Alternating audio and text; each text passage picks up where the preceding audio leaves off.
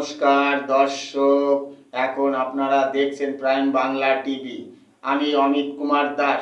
শুরুতে থাকছে এসআইআর এ নাম বাদ যাওয়াকে কেন্দ্র করে চরম বিশৃঙ্খলা, ঘেরাও, বিক্ষোভ, অবরোধ, তুমুল উত্তেজনা ছড়ায় মালদহের একাধিক জায়গায়।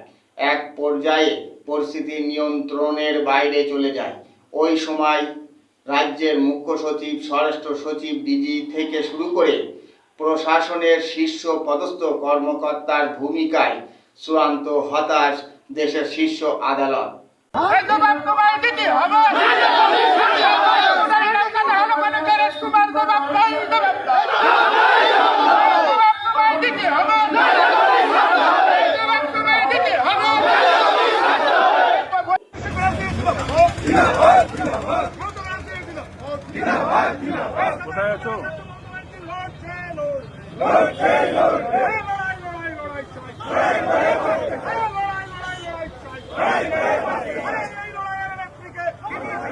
মালদহে এসআইআর এর কাজে নিযুক্ত বিচারকদের ঘন্টার পর ঘন্টা ঘেরাও করে রাখার ঘটনায় সুপ্রিম কোর্টের মন্তব্য। আগে কোনো রাজ্যে এই ধরনের রাজনৈতিক মেরুকরণ দেখিনি। বুধবার দুপুর 3:30 থেকে রাত্রি 12টা পর্যন্ত এসআইআর এর কাজে নিযুক্ত মোট 7 জন বিচারককে আটকে রাখা হয়। প্রশাসনের তরফে কোনো রকম পদক্ষেপ না দেখে শেষ পর্যন্ত হস্তক্ষেপ করতে বাধ্য হন কলকাতা হাইকোর্টের প্রধান বিচারপতি। সেই ঘটনার পরিপ্রেক্ষিতে বৃহস্পতিবার শুনানি শুরু হয় সুপ্রিম কোর্টে। এসআইআর এর কাজে নিযুক্ত জুডিশিয়াল অফিসারদের ঘন্টার পর ঘন্টা আটকে রাখার ঘটনায় কার্যত ক্ষুব্ধ দেশের শীর্ষ আদালত। রাজ্যের মুখ্য সচিব, স্বরাষ্ট্র সচিব, ডিজি, এমনকি মালদহের জেলা প্রশাসক এবং এসপিকেও শোকজ করা হয়েছে। পরবর্তী শুনানির দিন তাদেরকে সেই শোকজের উত্তর দিতে হবে এবং ভার্চুয়াল মাধ্যমে তাদের উপস্থিত থাকতে হবে শুনানিতেও।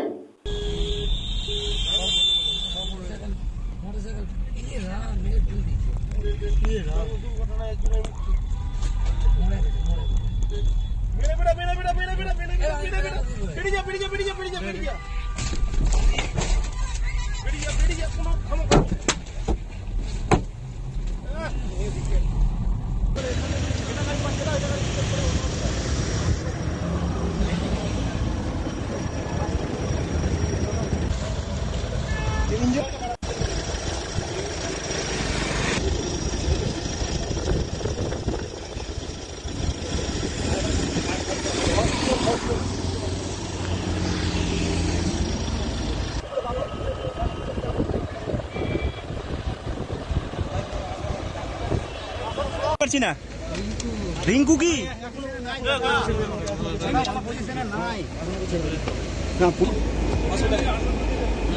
তুমি এদিকে কেটে ওকে ধরে বসাও, এদিকে বসাও।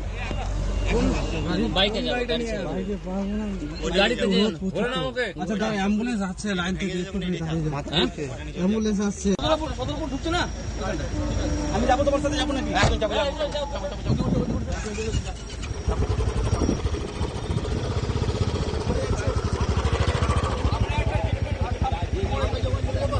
দর্শক, কেন্দ্র বাহিনী ও পুলিশের সহায়তায় গভীর রাতে 7 জন বিচারককে মুক্ত করা গেলেও নিয়ে আসার সময় তাদের কনভয়কে লক্ষ্য করে ইট পাথর ছুটতে থাকে।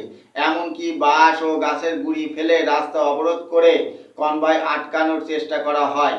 এক সময় কনভয় বেরিয়ে আসতে সক্ষম হয়, কিন্তু কনভয়ের সাইড গ্লাস এবং পিছন গ্লাস ভেঙে যায় এবং ড্রাইভারের মাথায় আঘাত লাগে।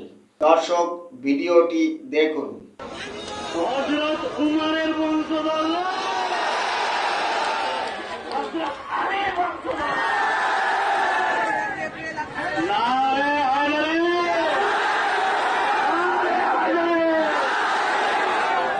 ওইটা রুগী না, আলাদা কিছু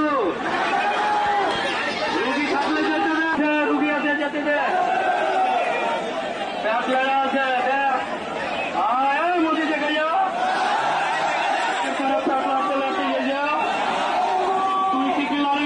ভিডিওটিতে দেখা যাচ্ছে যে ব্যক্তি জনগণকে উস্কে দিচ্ছে উনি পালানোর চেষ্টা করেছিলেন। শেষমেশ বাগডোগরা বিমানবন্দর থেকে গ্রেপ্তার করা হয়। মালদহে অশান্তির ঘটনার মাথা অ্যাডভোকেট মোফাক্কেরুল ইসলাম। আবার কালিয়াচকের ঘটনা প্রমাণ দিল যেখানে পশ্চিমবঙ্গে বিচারকরা সুরক্ষিত নয়, ভোট কর্মীরা সুরক্ষিত নয়, সেখানে গণতন্ত্র অনেক আগে বিদায় নিয়েছে। আর সাধারণ মানুষের কথা বলাই বাহুল্য। আর কি বলবো, যা বলার আপনারা বলবেন। এখানে শেষ করব। দেখা হবে নেক্সট ভিডিওতে। চ্যানেলটি সাবস্ক্রাইব ও কমেন্ট করতে ভুলবেন না। প্রাইম বাংলা টিভি দেখার জন্য ধন্যবাদ। ভালো থাকবেন, সুস্থ থাকবেন, সবার জন্য শুভকামনা রইল।